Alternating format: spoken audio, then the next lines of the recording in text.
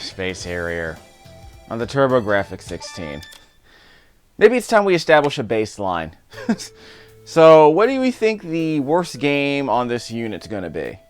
I'm taking bets. I haven't heard of Moto Rotor. I tried to play for a few minutes. It sounds terrible. I have to read I have to read a manual for a freaking racing game. It's a top-down racing game. We'll get to that later because this game is obviously going to be near the bottom of my list. I've tried playing this game on every Genesis compilation and anthology I've played over the years. It's okay. I have problems with forward shooters generally, but this was an arcade super scalar game that's about as basic as it gets. Like whoops. Let me restart this.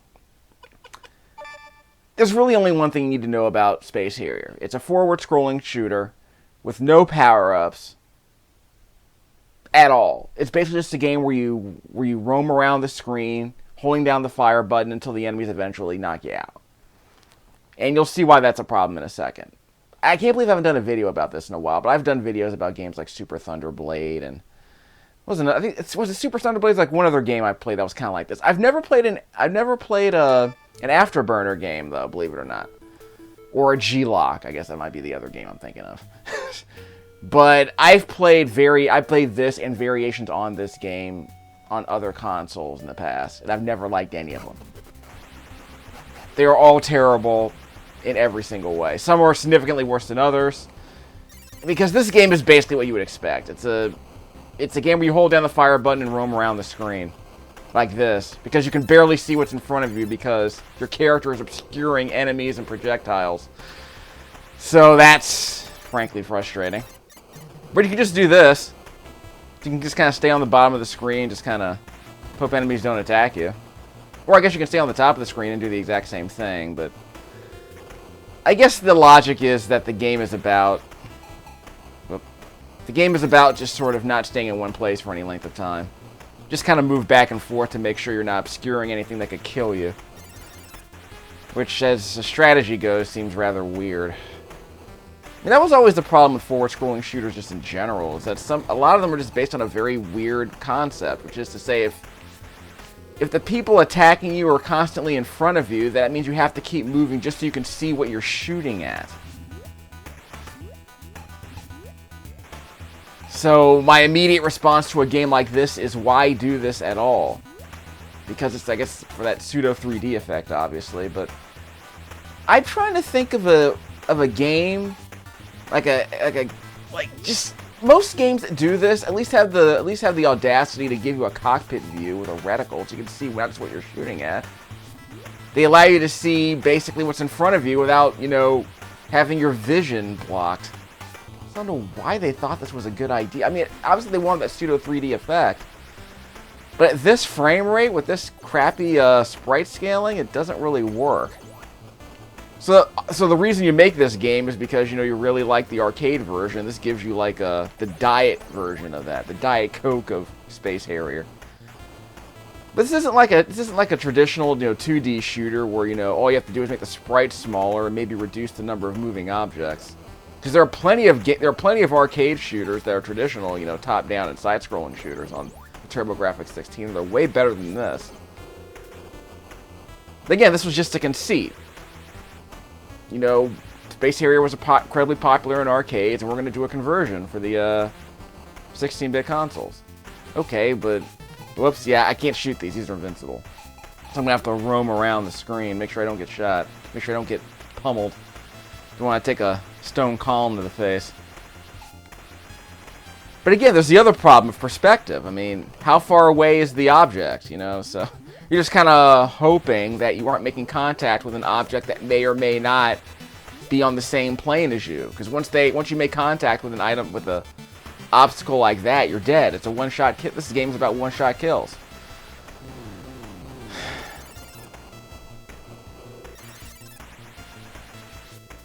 But there's basically, whoops, see, died there.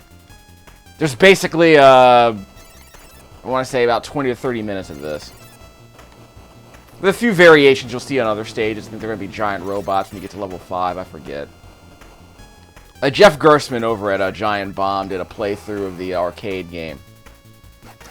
And he's a huge fan of it. I've never been able to tolerate this game because of the whole forward-scrolling view. It's just, like I said, it's just conceptually, it's just too hard to wrap my head around. Because, again, you're not dodging things because they're obviously on the same plane as you, and it's easy to avoid them. You die because basically something you could barely react to kills you just as soon as it kills you before you have a chance to figure out if it's going to make contact with you or not. That's almost never a problem in a 2D game. But that's all there is. It's just this. I mean, you can reverse the... I want to say you can invert the controls so that if you hold up on the D-pad, your character will go down, you know, flight stick controls. But no. I've never liked these forward-scrolling shooters. I haven't liked a single one of these that I've played. At least not these sprite-based, super scaling forward-scrollers. So, like, you know, I can tolerate, you know, Star Fox to a degree, because at least you can see what's in front of you most of the time. And they added the targeting reticle, which is incredibly handy to have. I mean, it's okay to at least appreciate the speed of a game like this, just that I wish it were presented in a way that was more user-friendly. This is pretty much all there is to this game. It's just bob and weave, and hope that an obstacle that was obstructed by your player character doesn't kill you, which is why I keep moving around like this, so that I always know what's in front of me at any given time. But you know, at the same time, you kind of have to hope that, you know, an enemy doesn't throw a projectile at you at a bad angle.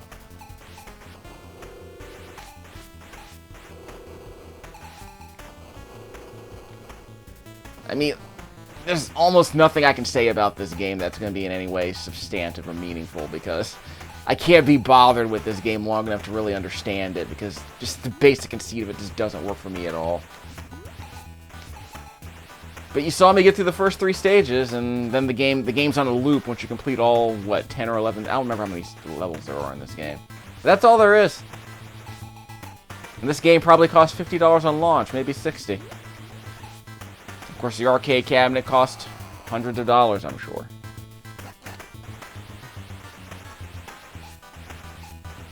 I mean, I guess if I had to rank forward-scrolling shooters, I mean, again, there's Galaxy Force. Galaxy Force 2 is actually on the Sega Genesis Classics collection, I want to say. I believe it's, yeah, it's on my, I'll check. Because I have the Sega Genesis Classics collection on the Xbox One. But there's Galaxy Force 2. I haven't played Galaxy Force at all. I haven't seen it anywhere. Afterburner I've never played. G-Lock was an arcade game. I don't know if they made a home version of that. But I haven't played a version of this game that I've liked. I kind of liked what Captain Skyhawk was doing. But again, that game didn't have obstacles that kill you. That game had sprites that would come off the left and right side of the screen, basically. So your job was to kind of get them in your targeting reticle as they appeared on your screen. You didn't have to worry about anyone flying towards you and killing you in Captain Skyhawk. But we'll give this thing one more try. 3rd time's a charm. I've already played this game twice. It's terrible. As you can see, the score on the left-hand side of the screen, it's constant on the right-hand side of the screen. It's constantly going up as you survive. So there's also that. You get points for surviving for every. You get points for every I guess, frame. Every 60th of a second you survive, I guess you get 10 points. Yeah, I want to say, I mean, because if this game moves at 60 frames a second, the game's score clock is probably counting up every time you survive for at least 1 frame. Whoops. I should probably just stay on the bottom, so I only have to move left and right. But if you're playing for score, I guess you can try and shoot down everything that's in front of you. But... so I can shoot everything here on the bottom of the screen until the columns show up.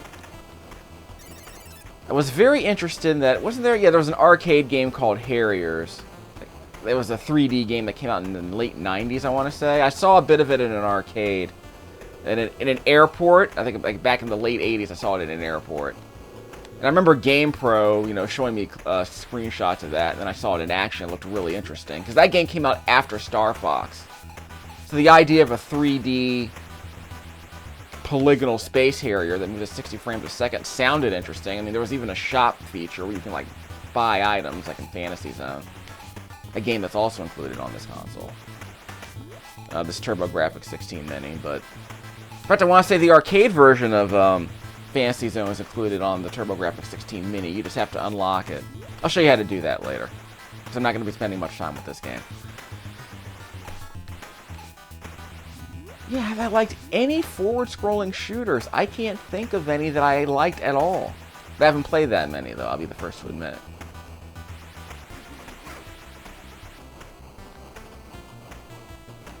But I guess, you know, again, these sprites, these super scalar games look pretty impressive on an arcade machine that's made to show them at 60 frames a second. But I want to distinguish something like, I want to distinguish this from something like, you know,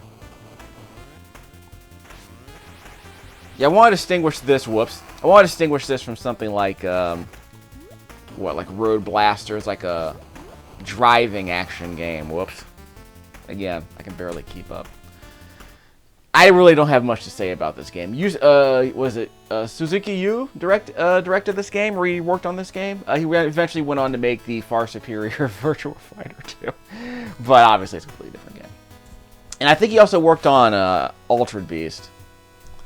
But he was into the whole super scalar thing. But this is the bad kind of spectacle.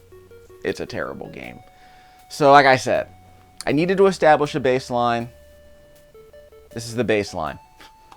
Every game on the console is guaranteed to be better than this.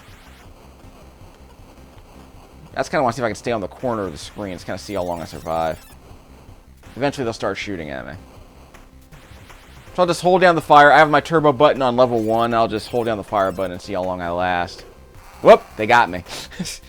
I kind of saw that coming, though. Okay. Whoop! Let's see. Okay. So you couldn't see, so you had to keep moving. I couldn't see the projectiles.